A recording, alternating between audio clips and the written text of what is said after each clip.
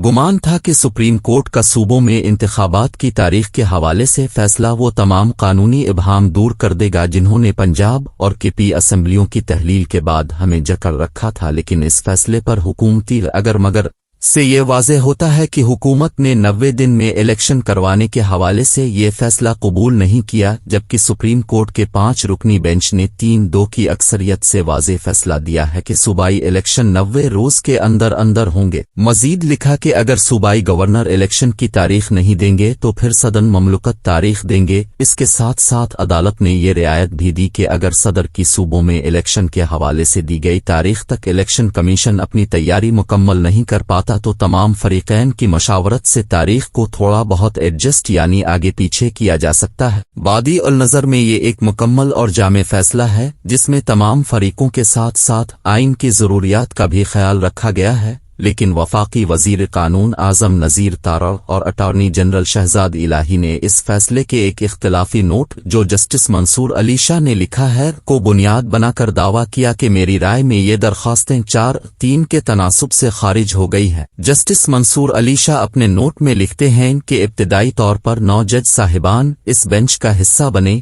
ان میں سے 2 جج صاحبان جسٹس اعجاز الاحسن اور جسٹس مظاہر نقوی کوئی فیصلہ آبزرویشن دیے بغیر بینچ سے علیحدہ ہو گئے۔ اس کے بعد مزید 2 جج صاحبان جسٹس اطہر من اللہ اور جسٹس آفریدی بینچ سے علیحدہ ہوئے، لیکن علیحدہ ہونے سے پہلے وہ اس پٹیشن کو مسترد کر گئے تھے۔ یوں ان دونوں معزز جج صاحبان کے لکھے نوٹ اس کیس کے ریکارڈ کا حصہ بن گئے۔ اب حکومت نے معزز جج صاحب کے اسی نوٹ کو بنیاد بنا کر اس کی تشریح یوں کی ہے کہ فیصلے کو اکثریتی جج صاحبان نے مسترد کر دیا۔ اس تعویل نے نئے بحث مباحثے کے در کھول دیے ہیں اور یہ نظر آتا ہے کہ حکومت اس صورتحال سے فائدہ اٹھانے کی کوشش کر رہی ہے۔ اصولی طور پر سیاسی فیصلے سیاست کے ایوانوں میں ہونے چاہئیں۔ عوام کے نمائندے منتخب ہے کر ان ایوانوں میں پہنچتے ہیں۔ سیاست دان مگر اب اپنے فیصلے خود مل بیٹھ کر کرنے کے لیے تیار نہیں۔ کبھی مقتدرہ کو پکارا جاتا ہے تو کبھی عدلیہ کو۔ پنجاب اور خیبر پختونخوا میں اسمبلیاں تحلیل ہوئیں، منتخب حکومتیں ختم ہوئیں۔ اب آئین ایک راستہ وضع کرتا ہے کہ جہاں حکومتیں ختم ہوئی ہیں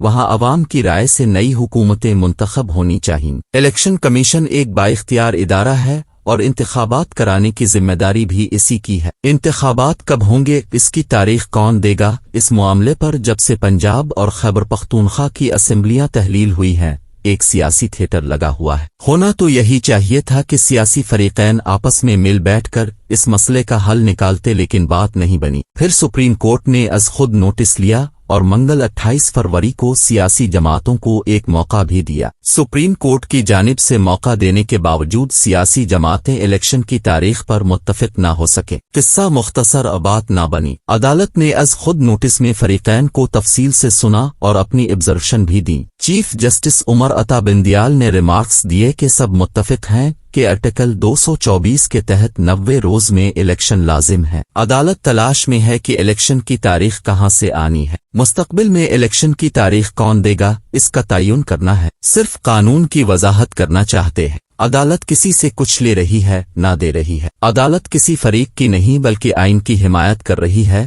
جسٹس منصور علی شاہ نے اسی سماعت کے دوران استفسار کیا کہ کیا الیکشن کمیشن گورنر کی تاریخ کو آگے بڑھا سکتا ہے۔ اس پر اٹارنی جنرل نے جواب دیا کہ گورنر اگر 85 دن الیکشن کا کہے تو الیکشن کمیشن 89 دن کا کہہ سکتا ہے۔ صدر الیکشن کی تاریخ صرف قومی اسمبلی تحلیل ہونے پر دے سکتے ہیں۔ موجودہ صورتحال میں الیکشن کمیشن انتخاب کی تاریخ کا اعلان کرے۔ الیکشن کمیشن کے وکیل نے اپنے دلائل میں کہا کہ الیکشن کمیشن سینیٹ، صدارتی اور ضمنی الیکشن کی تاریخ دے سکتا ہے۔ آئین کے مطابق گورنر صوبائی انتخابات کی تاریخ دیتا ہے۔ گورنر پنجاب کے وکیل نے دلائل میں کہا کہ گورنر کا کہنا ہے اسمبلی کے از خود تحلیل ہونے کے بعد وہ کیسے تاریخ دے سکتے ہیں۔ عدالتی کارروائی کے یہ کچھ اہم نکات تھے۔ اسی سماعت کے دوران صدر مملکت کے وکیل سلمان اکرم راجہ نے عدالت کو آگاہ کیا کہ صدر نے فیصلہ کیا ہے کہ خیبر پختونخوا میں انتخابات کی تاریخ کا نوٹیفیکیشن واپس لے لے۔ خیبر پختونخوا میں گورنر نے اسمبلی تحلیل کی، انتخابات کی تاریخ دینا بھی گورنر کا اختیار ہے۔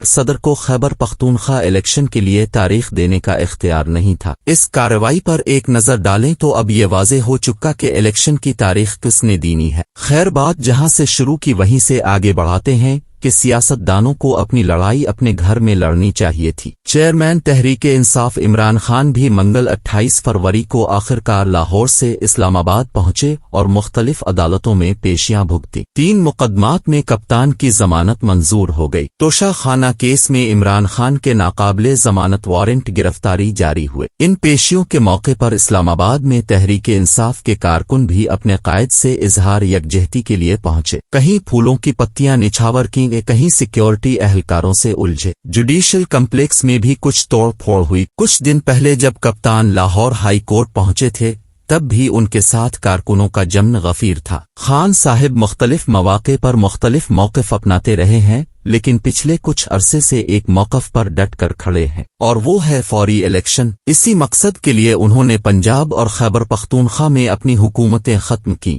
اور پھر یہی لڑائی سیاست کے ایوانوں سے ہوتی ہوئی عدالت تک جا پہنچی۔ حکومتی اتحاد کا موقف ہے کہ قومی اور صوبائی اسمبلیوں کے انتخابات ایک ساتھ کرائے جانے چاہئیں۔ 2 صوبائی اسمبلیوں میں انتخابات ہوتے ہیں اور وہاں پھر کسی کی بھی حکومت بنتی ہے تو اس کے بعد ہونے والے قومی اسمبلی کے الیکشن میں غیر جانبداری کا عنصر نظر نہیں آئے گا۔ ایک نیوٹرل نگران سے ٹپ کو ہی تمام اسمبلیوں کے الیکشن کرانے چاہئیں۔ خیر، ایک بات روز روشن کی طرح آیا ہے، اور وہ یہ کہ الیکشن تو ہونے ہیں جلد آبدیر۔ قومی اسمبلی کی مدت میں بھی اب تو کچھ ہی مہینے باقی ہیں۔ ایسے میں سیاسی قیادت کو اپنی لڑائی اپنے گھر میں لڑنا ہوگی۔ الیکشن کب ہونے ہیں، الیکشن کس انداز میں ہونے ہیں کہ ان کی شفافیت پر سوال نہ اٹھے، یہ تمام چیزیں سیاستدانوں کے سوا کسی اور فریق نے طے نہیں کرنی۔ اب بھی جو الیکشن ہوں گے اس میں ہارنے والا فریق بہت مشکل سے نتائج کو تسلیم کرے گا۔ اس کی بڑی وجہ سیاستدانوں میں بڑھتی خلیج ہے۔ اس دوری کو ختم کرنا ہوگا۔ ایسے سمجھدار سیاستدان جو پل کا کردار ادا کر سکتے ہیں انہیں رابطوں کا ذریعہ بننا ہوگا، ورنہ الیکشن ہو بھی جائیں تو تقسیم، نفرت اور دوری ختم نہیں ہوگی۔ عمران خان ایک بڑے لیڈر ہیں،